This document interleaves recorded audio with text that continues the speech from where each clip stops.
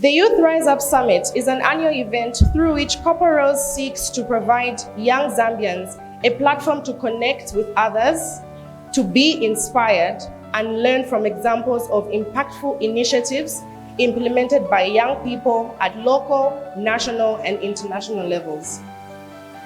In 2021, the summit attracted over 250 young people from across the country and was anchored on the theme, Digital Innovation for Youth in a Post-COVID-19 World.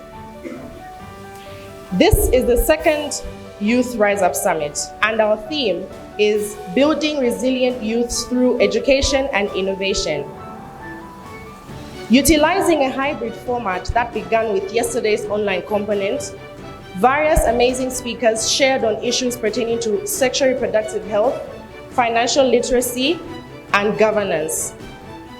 I am excited to see that we are all already building on the success of last year's summit as we continue today to inspire, motivate, and challenge each other to realize our shared vision of building the capacity of young people to call on governments, organizations, the private sector, civil society, and indeed themselves to foster enhanced engagement in various developmental agendas to build resilience and strengthen youth efforts. Last year when we developed this concept, we saw that there were so many events for young people, but none of them were speaking directly to young people. This summit has been designed under the pillars of Corporals Zambia's youth engagement, which is fun, skills development, and a safe space.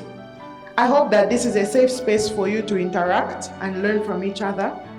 I also hope that you're gaining some skills. And I really hope that this is going to be super fun. As the board of directors for Corporals, it is our duty to support the organization to achieve its goals and provide youth with the appropriate direction, uplifting their welfare and their energy, which must be channeled in the right direction. By the end of this summit, we expect the youth to have developed networks to support their civic engagement. I know that currently we are working in a very difficult environment where adolescent pregnancies are going through the roof. 29% of all women that are pregnant are made of adolescents. And what that means is that a very big chunk of adolescent young people are robbed of the opportunity to develop themselves and brighten their future. Ask for the youth to come with innovative ideas.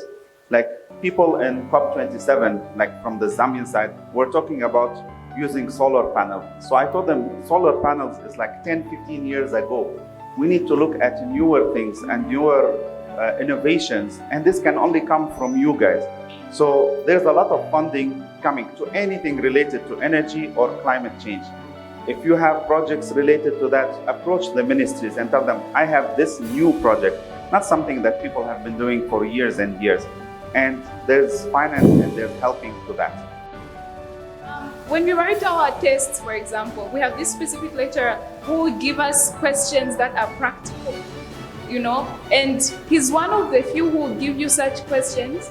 Majority will give you, define what bioinformatics is, define this, define that. There's no critical thinking there. So personally, that's the gap I have seen in the education system. Critical thinking is shunned. And we are embracing memorizing. We are embracing students who can, mainly memorizing and not really creative thinking. So that's why we have. It starts with you guys. When you start your families, speak to your children in a certain way. And I'm saying children, I'm not saying girls, I'm not saying boys, I am saying children. When your boy comes to you crying about something, I would really like to encourage you guys to speak to your boys and allow them to cry when they want to cry. Because you are raising men to think that they cannot tell you when there's a problem. Speak to your girls and tell them they can do something. She wants to be a butterfly, please go and be a butterfly. You want to be a pilot, go and be a pilot. Let your children fail at their own rates.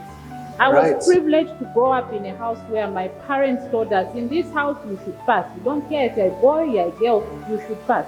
That's a privilege. Because most girls grow up in a house where you're being told, okay, you can do any course you want, but do a course that keeps you home a little bit longer. I need to do something like teaching, which doesn't take you away from home, something easy.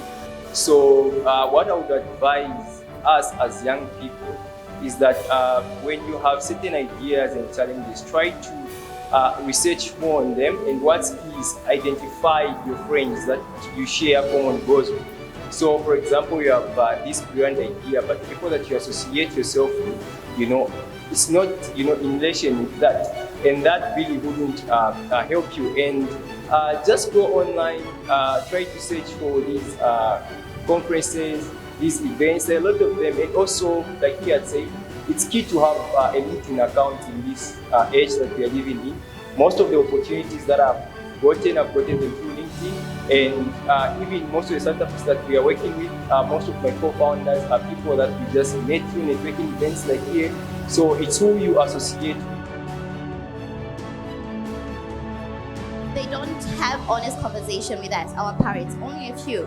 They would tell us, well, you become of age, don't play with boys, boys will burn you. What does that mean?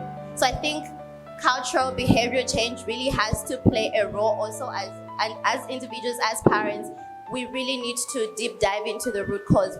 What is it that we need to do to protect ourselves and things like that? So we do have the best HIV prevention methods, but there are still gaps that we need. How many of the young people are willing to go to their mother and say, look, I want to go and get PrEP because I want to have sex?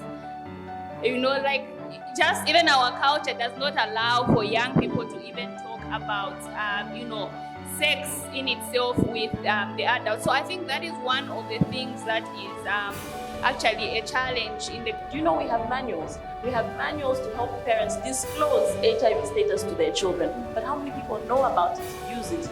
We have manuals that will help you if you want to open up a youth center for HIV. We have a guide on what you need to do. It's available.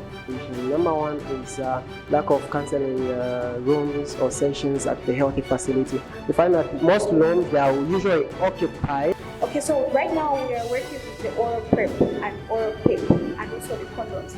As it is, there's inconsistency and incorrect use of condoms by young people. And also when it comes to PrEP, there's defaulting. Young people are using PrEP the wrong way. They are making use of it, but then they are defaulting. You will find that someone has been using PrEP, but they end up converting from being negative, they become positive along the way.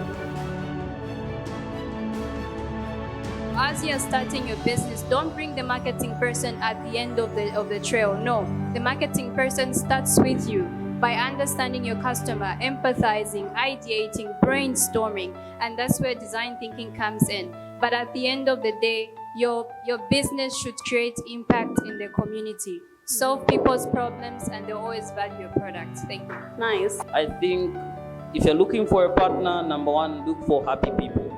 People who are genuinely happy about what they do. But also look for integrity. Integrity. I made my first 100K in university. Unlike Kapalaza, I had a goal to make 100 million back then, right? It was before it was rebased. Yeah. With money, like anything else, you really need to put in the discipline, and you really need to make sure that you review your expenditure. If you can go through your bank statement and identify everything transaction by transaction, it's going to help you manage and it's going to help you grow financially. Thank you.